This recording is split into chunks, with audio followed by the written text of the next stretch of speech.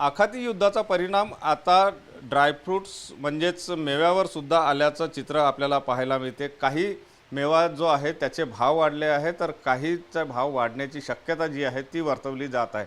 एकंदर जर आपण बघितलं तर हा संपूर्ण मेवा किंवा ड्रायफ्रूट जे आहे ते बाहेरून येतात आणि त्यामुळे युद्धाचा परिणाम त्याच्यावर सुद्धा जाणवतो। कशा प्रकारे युद्धाचा परिणाम या मेव्यावर होतो आहे, कुठले भाव वाढलेले आहे हे जाणून घेण्याचा आपण प्रयत्न करूया। दादा काय सांगाल, मेवा आता सपुढे ईद आहे त्याच्यामुळे त्याची मागणी मोठ्या प्रमाणात आहे, भाव काय म्हणते आखाती युद्धाच्या पार्श्वभूमीवर नेमके भाव काय? सध्या तर आता भाव स्थिर आहे, पण जर समोरून माल जर येण्याचं हे कमी झालं तर मग इथे ऑटोमॅटिकली रेट वाढणारच आहे।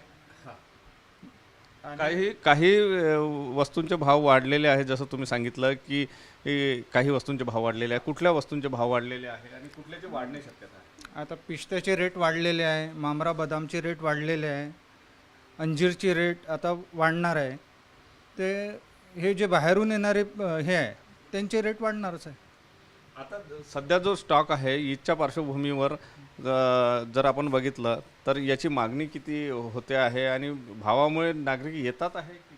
हां, येतातच आहे, लोक तर येणारच आहे। आता ईद आहे त्याच्यामुळे तर लोक येतातच आहे। आणि कसं आहे की जे रेग्युलर आहे ते येतात आहे।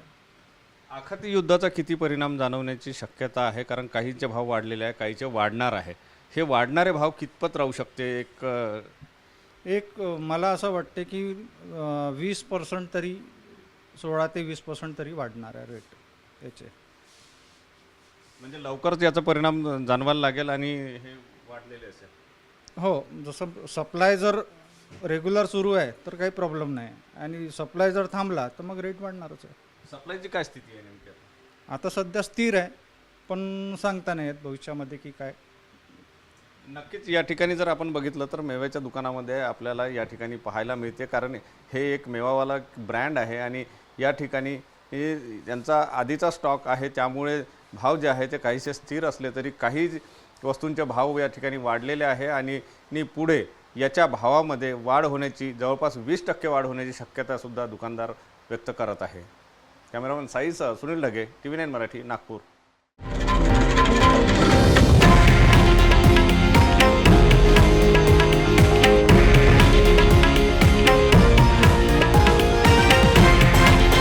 हे आहे देशातील नंबर 1 न्यूज नेटवर्क आणि आपण पाहत आहात TV9 मराठी, एकमेव।